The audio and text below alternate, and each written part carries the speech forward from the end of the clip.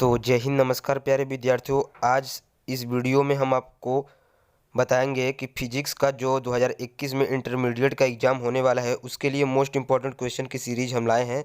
और जितने भी मोस्ट इम्पॉर्टेंट क्वेश्चन बन सकते हैं और जो एग्ज़ाम में पूछे जा सकते हैं उनको हम आपके सामने प्रैक्टिस कराएंगे। तो चैनल पर नए हैं तो चैनल को सब्सक्राइब कर लीजिए और रेगुलर आप स्टडी कीजिए। जब तक आपका एग्ज़ाम ख़त्म नहीं हो जाता तब तक हम आपके साथ बने रहेंगे। तो देखिए, बहुविकल्पी प्रश्न जो आते हैं 1 नंबर के, उसमें पहला प्रश्न है आपके सामने। यहाँ पर आप देख सकते हैं, धनावेशित वस्तु में है, क्या है ये आपको आगे ऑप्शंस को पढ़कर बताना है। तो प्यारे विद्यार्थियों, सबसे पहला ऑप्शन आप पढ़ेंगे, न्यूट्रॉनों की अधिकता होती है धनावेशित वस्तु में। धनावेशित वस्तु में इलेक्ट्रॉनों की कमी अधिकता होती है, इलेक्ट्रॉनों की कमी होती है या फिर प्रोटॉनों की कमी होती है। तो देखिए, एक बहुत ही बेहद आसान सा कॉन्सेप्ट आपके सामने हम रखेंगे, उसे आप कॉपी पर नोट कर लीजिए। इससे क्वेश्चन बनते हैं हर साल। देखिए, धनावेशित वस्तु में कभी भी आवेशित वस्तु की बात की जाए तो वहाँ पर आप सिर्फ इलेक्ट्रॉन को अपने दिमाग में लेकर चलेंगे, इलेक्ट्रॉन को अपने दिमाग में लेकर चलेंगे। अब देखिए, इलेक्ट्रॉन को जब आप अपने दिमाग में लेकर चलेंगे तो यहाँ पर क्वेश्चन आपसे कह रहा है कि वस्तु धनावेशित है। देखिए, जब भी कोई वस्तु धनावेशित होगी, ध्यान से सुनिएगा, यदि कोई वस्तु धनावेशित होगी तो उस पर जो है इलेक्ट्रॉनों की जो है कमी होगी। आप इसे नोट कर लीजिए प्यारे विद्यार्थियों, ये कॉन्सेप्ट। यदि कोई वस्तु धनावेशित है तो उस पर इलेक्ट्रॉनों की कमी होगी। यदि कोई वस्तु नेगेटिव चार्ज है उस पर, यानी कि ऋणावेशित है, तो उस पर इलेक्ट्रॉनों की अधिकता होगी। आप इसे नोट कर लीजिए, उस पर इलेक्ट्रॉनों की अधिकता होगी प्यारे विद्यार्थियों। तो इस कॉन्सेप्ट से आपको एक क्वेश्चन जरूर परीक्षा में देखने को मिलेगा। तो यहाँ पर प्रश्न आपसे कह रहा है कि धनावेशित वस्तु में है, तो क्या है धनावेशित वस्तु में। अभी हमने आपको बताया कि धनावेशित वस्तु में जो है इलेक्ट्रॉनों की कमी होती है, यानी कि ऑप्शन नंबर जो है इसका तीसरा सही हो जाएगा। यानी कि धनावेशित वस्तु में इलेक्ट्रॉनों की कमी होती है, यानी ऑप्शन नंबर जो तीसरा है वो सही हो जाएगा। अगला प्रश्न देखते हैं प्यारे विद्यार्थियों। अगला प्रश्न आपके सामने है कि दो समरूप धातु के गोले को +Q तथा -Q आवेश दिए गए हैं तो अब आपको बताना है, आगे जो भी दिया गया है उसके अनुसार आपको इसका राइट आंसर बताना है। तो ऑप्शंस आप पढ़िए। देखिए, ऑप्शन आपका पहला आपके सामने दिया हुआ है, दोनों गोलों के द्रव्यमान समान होंगे यानी बराबर होंगे। धनावेशित गोले का द्रव्यमान ऋणावेशित गोले के द्रव्यमान से कम होगा। ऋणावेशित गोले का द्रव्यमान धनावेशित गोले के द्रव्यमान से कम होगा, या फिर इनमें से कोई नहीं। तो इसको सॉल्व करने का सबसे बेस्ट तरीका हम आपको बताते हैं। एक कॉन्सेप्ट आप अपने दिमाग में रखिएगा प्यारे विद्यार्थियों। देखिए, जब भी किसी भी पिंड को आवेश दिया जाता है तो देखिए, मान लीजिए दो हमने पिंड ले लिया, इस पे जो है प्लस चार्ज है और इस पे माइनस चार्ज है, और दोनों जो चार्ज हैं इक्वल हैं, यानी इस पे क्यू चार्ज है तो इस पर भी क्यू चार्ज है। तो प्यारे विद्यार्थियों, आपको अभी हमने पिछले प्रश्न में बताया कि जिस भी पिंड पर या वस्तु पर यदि पॉजिटिव चार्ज है तो उसमें इलेक्ट्रॉनों की जो है कमी होती है। आपको अभी हमने बताया इलेक्ट्रॉनों की कमी होती है जिस पर पॉजिटिव चार्ज होता है, और जिस भी पिंड पर नेगेटिव चार्ज होता है उस पर इलेक्ट्रॉनों की अधिकता होती है। अभी आपको हमने ये बताया। तो देखिए, जिस पिंड पर आपके इलेक्ट्रॉनों की जो कमी होगी, यानी उसमें इलेक्ट्रॉन कम होंगे, तो उसका जो द्रव्यमान जो है कम होगा, और जिस पिंड पर इलेक्ट्रॉनों की अधिकता होगी उसका जो द्रव्यमान है वो ज़्यादा होगा। तो यहाँ पर आप देख सकते हैं कि जो ऋणावेशित वस्तु की जो द्रव्यमान है अधिक है, धनावेशित वस्तु की जो द्रव्यमान है वो कम है। तो इसका राइट आंसर हो जाएगा आपका ऑप्शन नंबर बी, यानी कि धनावेशित गोले का द्रव्यमान ऋणावेशित गोले के द्रव्यमान से कम होगा। अगला प्रश्न आपके सामने है, मोस्ट इंपॉर्टेंट क्वेश्चन ये भी है कि 8 कूलाम ऋण आवेश में उपस्थित इलेक्ट्रॉनों की संख्या आपको बतानी है।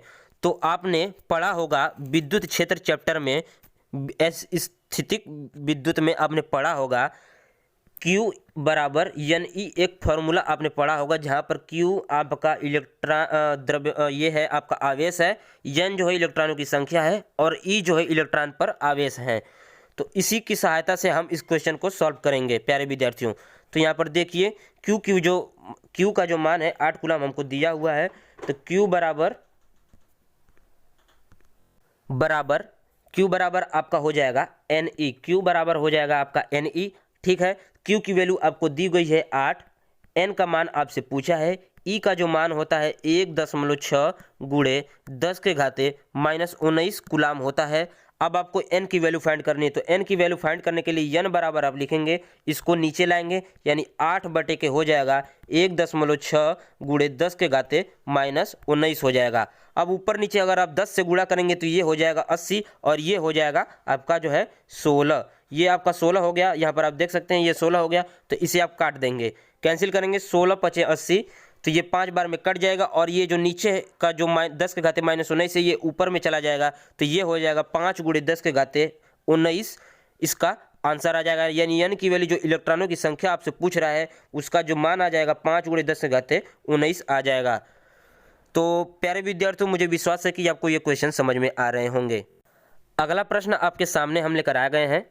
अगला प्रश्न है आपका, इलेक्ट्रॉन के आवेश एवं संहति का अनुपात आपसे पूछा है। सबसे पहले हम आपको बता दें कि संहति बहुत सारे विद्यार्थियों को पता नहीं होगा कि संहति क्या होता है। तो संहति का मतलब विद्यार्थी होता है द्रव्यमान, मास। द्रव्यमान आप इसे नोट कर लीजिए अपने नोटबुक में। संहति का मतलब होता है द्रव्यमान यानी मास, इसका मतलब होता है, और आवेश यानी कि उस पर जो है आवेशों का जो मात्रा दिया हुआ है, जो चार्ज आपका होता है आवेश, और संहति का मतलब होता है मास यानी कि द्रव्यमान। प्यारे विद्यार्थियों, तो यहाँ पर उसका अनुपात पूछा है, यानी इलेक्ट्रॉन के आवेश एवं संहति यानी द्रव्यमान का अनुपात पूछा है।